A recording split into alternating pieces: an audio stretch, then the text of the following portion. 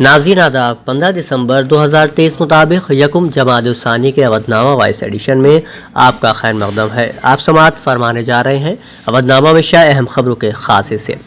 لوک سبھا میں سیکیورٹی کے مسئلے پر زبردست ہنگامہ کرنے والے اپوزیشن کے 14 ارکان پارلیمنٹ کو سرمائی اجلاس کی بقیہ مدت کے لیے جمعرات کو معطل کر دیا گیا اور کارروائی پورے دن کے لیے ملتوی کر دی گئی۔ اپوزیشن کے ارکان نے بدھ کو پارلیمنٹ میں سیکیورٹی لیپس کے معاملے پر زبردست ہنگامہ کیا تھا۔ 13 دسمبر کو لوک سبھا میں سیکیورٹی کی کوتاہی کے بعد سے ہی اپوزیشن لیڈران اس معاملے میں سخت کارروائی اور وزیر داخلہ کے بیان کا مطالبہ کر رہے ہیں۔ اس درمیان ترنمول کانگریس رکن پارلیمنٹ اوبرائن کو راجیہ سبھا سے معطل کر دیا گیا ہے اور 9 کانگریس اراکین پارلیمنٹ سمیت 13 اراکین پارلیمنٹ کو بھی لوک سبھا سے پورے سرمائی اجلاس کے لیے معطل کر دیا گیا ہے۔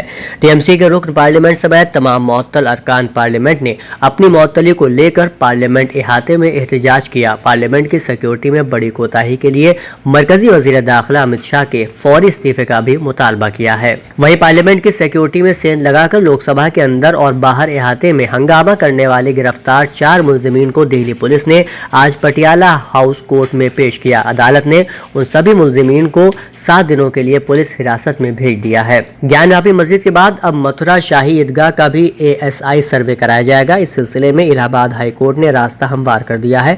دراصل متھرا شاہی عیدگاہ کا ASI سروے کرائے جانے سے متعلق عرضی عدالت میں داخل ہوئی تھی۔ اس تعلق سے 18 الگ الگ عرضیات داخل کی گئی تھی۔ الہ آباد ہائی کورٹ میں جمعرات کو ان سبھی عرضیوں پر ایک ساتھ سماعت کی گئی اور پھر عدالت نے متھرا شاہی عیدگاہ مسجد کے سروے کو منظوری دے دی، جبکہ مسلم فریق نے ہائی کورٹ کے اس فیصلے کو سپریم کورٹ میں چیلنج دینے کا اعلان کر دیا ہے۔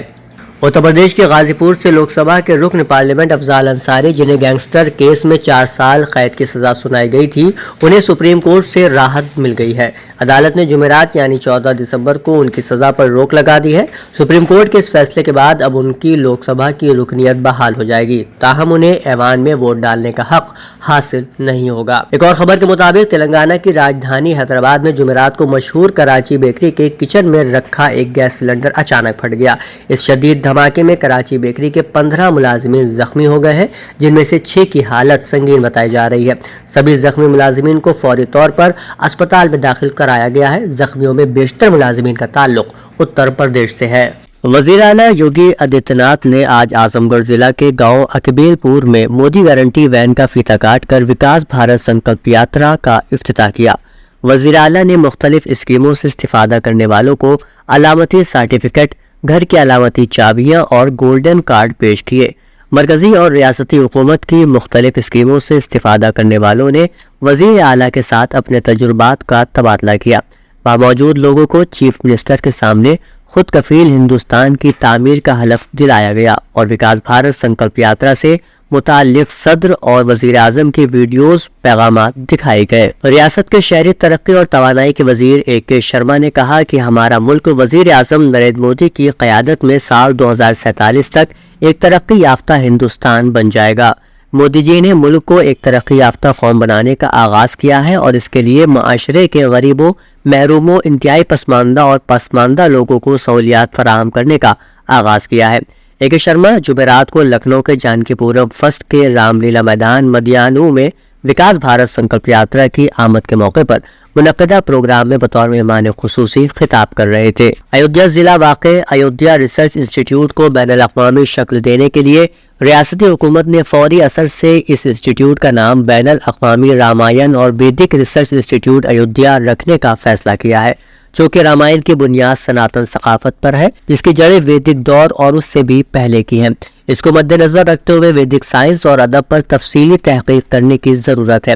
اس تناظر میں ریاست حکومت نے اس ادارے کا نام تبدیل کرنے کا فیصلہ کیا ہے۔ یہ اطلاع ریاستی سیاحت اور ثقافت کے وزیر جے ویر سنگھ نے دی ہے۔ اودھ نامہ میں شائع جہنما خبروں کے مطابق اسرائیلی وزیر اعظم کا کہنا ہے کہ فوجی نقصان ہو یا بین الاقوامی حمایت میں کمی، کوئی بھی چیز حماس کے خلاف ان کی جنگ پر اثر انداز نہیں ہو سکتی۔ اس دوران ایک جائزے سے پتہ چلا ہے کہ فلسطین میں حماس کی حمایت میں اضافہ ہوا ہے۔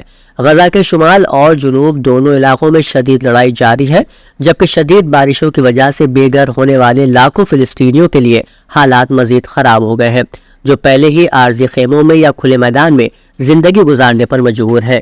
वहीं बरतानिया में इसराइली सफीर ने खुले और दो टूक अल्फाज में कहा है कि उनका मुल्क दो रियासती हल को गजा में जंग खत्म होने के बाद भी किसी सूरत कबूल नहीं करेगा, बल्कि मुकम्मल तौर पर मुस्तरद करता है। स्काई न्यूज पर एक इंटरव्यू के दौरान इसराइली सफीर से पूछा गया था कि खित्ते में फिलिस्तीनी रियासत के क़याम के बगैर अमन कैसे कायम हो सकता है, जिसके जवाब में सफीर ने बताया, इसराइल आज ये जानता है और पूरी दुनिया को भी ये जान लेना चाहिए कि फिलिस्तीनी इसराइल के साथ अपनी रियासत कायम करना नहीं चाहते। जिस तरह आज भी फिलिस्तीनी इसराइली रियासत के बगैर अपना नक्शा और नारा ऊंची आवाज़ें पेश कर रहे हैं कि वो मिनन नहर इलल बहर अपनी रियासत चाहते हैं, यही हमारा मौक़िफ़ है, कोई फिलिस्तीनी रियासत नहीं हो सकती। एक और खबर के मुताबिक ईरानी वज़ीर ख़ारजा हुसैन अमीर अब्दुल्लाहियान ने बुध की शाम जिनेवा में आलमी इदारा पनाहगज़ीनान की आलमी असम्बली के दूसरे इजलास से खिताब में कहा, कोई भी जिंदा ज़मीर इंसान गजा और पूरे फिलिस्तीन के अलमिया पर लाताल्लुक़ नहीं रह सकता। उन्होंने कहा कि 70 लाख फिलिस्तीनी पनाहगज़ीर हैं और सहयूनी हुकूमत दसियों लाख फिलिस्तीनियों को दरबदर करने की नई लहर शुरू करने जा रही है। ईरान के वज़ीर ख़ारजा ने खबरदार किया कि गजा और गुर्ब उर्दुन में फिलिस्तीनी अवाम के दरबदर होने का एक बहरान वजूद में आ रहा है।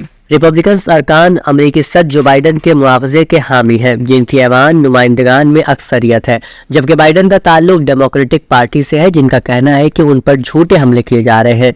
आपको बता दें कि रिपब्लिकन का बाइडन के खिलाफ इल्ज़ाम है कि वो अपने बेटे हंटर बाइडन के मुतनाज़िया गैर मुल्की कारोबारी मामलात में मुलव्विस है। ताहम सदर ने इन इल्जामात की तरदीद की है। अवधनामा में शाये मज़ामीन को मुकम्मल तौर पर पढ़ने के लिए अवधनामा की वेबसाइट www.awadnama.com पर विजिट करें और ई पेपर पर क्लिक करें।